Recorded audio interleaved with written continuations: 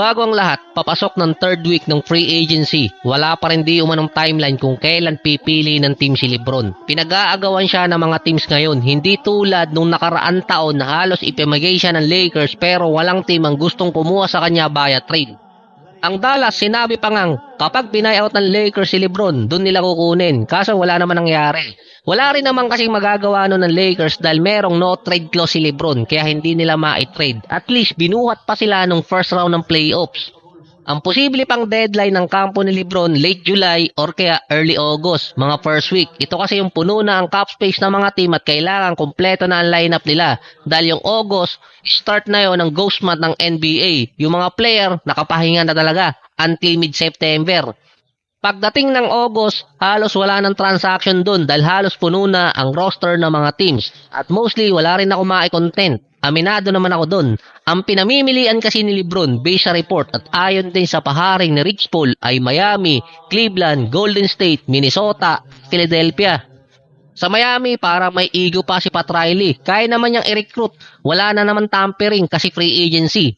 Kaso, solved na siya kay Giannis. Gaupo ba naman eh. Ang Cavaliers naman, nag-iintay pa rin. Si Harden, desidido magstay sa kanila kahit nalaglag noong nakaraang playoffs. Another pay cut ulit para kay Harden para makuha si LeBron.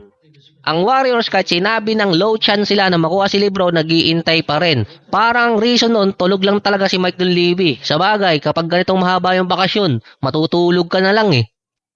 Saka wala ka rin naman makikitang rason para kunin ng Warriors si Lebron kasi ang sinabi lang dun gustong i-infuse ang playmaking ni Lebron at shooting ni Steph sa Warriors para ma-maximize ang final year. Kasi ito yung isa sa mga gusto ni Joe Lacob pero parang ang gusto lang ni Joe Lacob ma-maximize yung last 2 years na kikitain niya pa dito kay Steph bago mag-retire. Sa setup kasi ng Golden State, merong Butler na hindi makakalaro at hindi nila ma-upload. Si Moody naman merong injury at baka late na rin ng taon makabalik. Si Steph after makalaro ng 70 to 74 games noong 2024 at 2025, na-limit lang siya sa 2026 sa 43 games. Si Lebron last season naka 60 games pa rin at merong injury. Hindi alam kung gaano kalala. Mostly ng core team ng Warriors nasa injured list. Kasama pa dyan si Kristaps Porzingis. Kung sa build ng lineup, walang sense na kunin ng Warriors si Lebron dahil nasa 2 years ang potential last dance ni Steph. Pero ang meron lang sense dun, based nga kay Joe Lacob dahil gusto niya makuha si Lebron, malaki ang fanbase ng Golden State pati na rin market. At sa last 2 years, posibleng tumaas ang revenue ng Warriors. Sa 5 teams, ang Warriors, Miami, Sixers, Cavaliers at Minnesota, ang Golden State ang may pinakamalaking market na makikinabang si Rich Paul, Lebron at si Joe Lacob.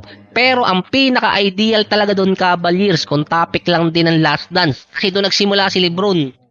Dahil kaya ko naman nilagay yon dahil di umano hinahabol ng mga team si Lebron bukod sa kaya niya pa naman maglaro ay mag-aala Kawhi Leonard. Pero parang mali dahil si Kawhi pinagtatanim ng puno hindi nagtanim.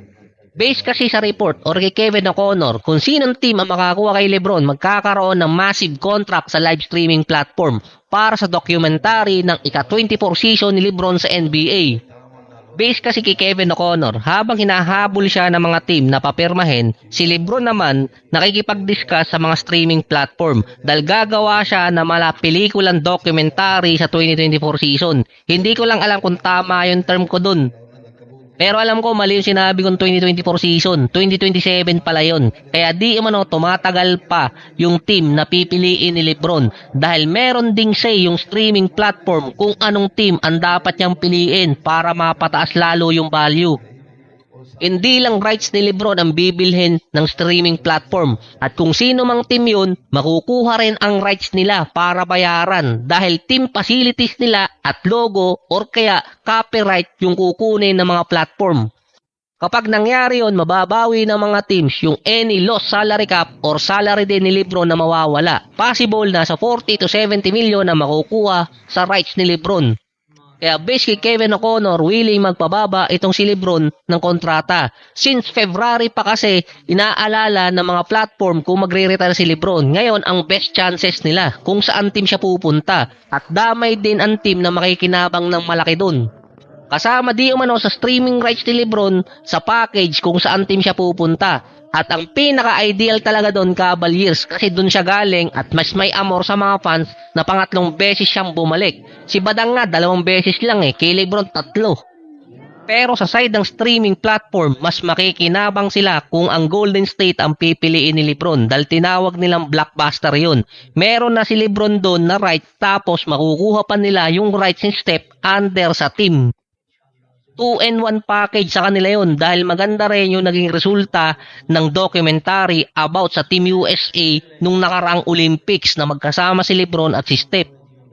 Kapag naman nakapili di umano si Lebron ng team, ang susunod naman sa kanya si Kevin Durant. Dahil sa mga nakarang araw, nagpaparamdam si KD na gusto niyang umalis at sumama kay Cade Cunningham. Unnecessary kasi ang ginawa ni Kevin Durant. Nag-post ng picture sa kanyang account na merong Detroit Cup or may suot na sombrero na may nakalagay na Detroit pero hindi yung Detroit Pistons, parang baseball team. Alam niyo naman si Kevin Durant, based kasi doon, intentional na ginawa ni KD yun para maka-attract ng attention. Since si KD to Detroit, rumors face pa lang. Kasi kapag gumalaw yung Detroit, baka totohanin ni Kevin Durant. Sa ngayon, meron na siyang disipulo, si Tyler Hero, hanep. Based naman sa GM ng Rockets, gusto nila kasing bawasan yung minuto ni Kevin Durant for next season. More minutes kina Tari Eason, Jabari Smith at Amin Thompson, kasama na si Reed Shepard.